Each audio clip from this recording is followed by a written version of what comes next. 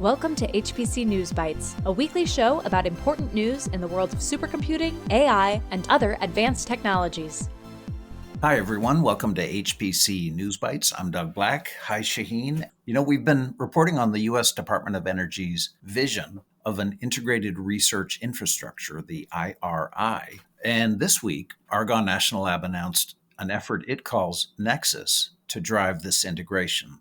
IRI combines scientific equipment with supercomputers and data resources to accelerate research. An example is Argonne's advanced photon source, which is getting a massive upgrade this year. Yeah, many scientific instruments are themselves becoming mini supercomputers. To put it in perspective, experiments using the X-ray light source at Argonne can generate 100 to 200 petabytes of data per year. The Nexus IRI streamlines capturing, reducing, storing, and processing that data, and it takes advantage of tools such as Globus, an early pioneer of grid computing well before there was a cloud, dating back to the mid-90s and developed at Argonne and at the University of Chicago. Argonne's work here also includes collaborations with the National Fusion Facility in California and CERN's Large Hadron Collider in Switzerland.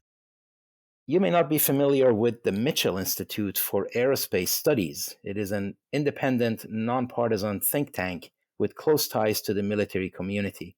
It released 3 policy papers this week and associated recording of a panel discussion on the expected and potential impact of quantum technologies on national security. Among other recommendations, it makes the point that defense-specific applications of quantum information science required that the Department of Defense adopt a corresponding defense-specific investment strategy that goes well beyond typical R&D-based investments.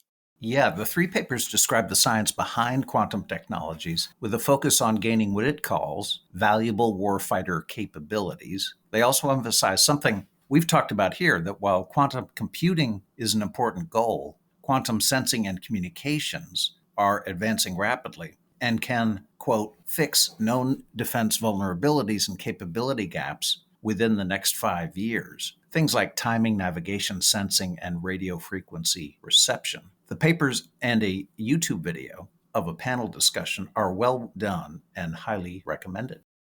The Wall Street Journal broke the news on Friday that Intel is slowing down construction of its $20 billion semiconductor fab in Ohio due to, quote, market challenges and the slow rollout of U.S. government grant money to grow the domestic industry. Originally, Intel intended to have the fab up and running in 2025, but now the company says the facilities won't be completed for 2 years, with actual chip production happening after that. So, given the previous good news of Intel's 18A fab that moved to this year instead of next year, and their New Mexico plant that went live, it's interesting to see this news. Any delay, of course, is disappointing, but the reasons they gave for this one were not technological reasons. We've applauded the CHIPS and Science Act, which expands U.S. chip production capabilities and reduces American dependence on chip manufacturing in Asia. But Intel said from the beginning that the scope and pace of its expanded chip manufacturing would, quote, depend heavily, end quote, on government funding. So if that funding is not flowing fast enough, then it matches where you see the delay. Their Ohio plant, which was a location that was prominent during the announcement of the CHIPS Act. We'll finish with the critical topic of AI ethics and regulation. Former Google CEO Eric Schmidt wrote a really interesting opinion piece in the Wall Street Journal this past week about a fascinating and troubling aspect of large language models, their what's called emergent capabilities. Some models, he said, appear to know more than just what is in their training data and can link concepts across fields, languages, and geographies. At some point, they may be able to, for example, suggest recipes for novel cyber attacks or biological attacks, all based on publicly available knowledge. For now, the response has been the use of so-called red teams, which provoke the LLM in order to uncover harmful output. But Schmidt said this approach may prove insufficient as models become more powerful. He suggests government regulators require AI models to be evaluated by government-certified private testing companies that would compete to scale their testing capabilities as fast as the models they're checking. This is such an important topic.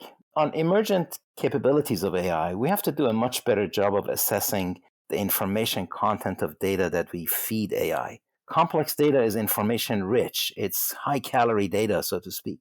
So if your AI is on a high calorie information diet and is getting more information than you think it is, then it's not the AI being emergent. It is humans not knowing what they're doing.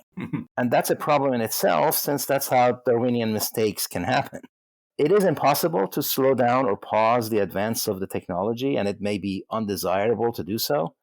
But what we definitely need is policies that minimize any disruptive aspects of AI while allowing AI to solve all the problems that it can solve, from climate change to cures for diseases and whatnot. We need policies that help facilitate a smooth transition to AI nirvana. All right, that's it for this episode. Thank you all for being with us. HPC News Bytes is a production of Orion X in association with Inside HPC. Shaheen Khan and Doug Black host the show. Every episode is featured on InsideHPC.com and posted on OrionX.net. Thank you for listening.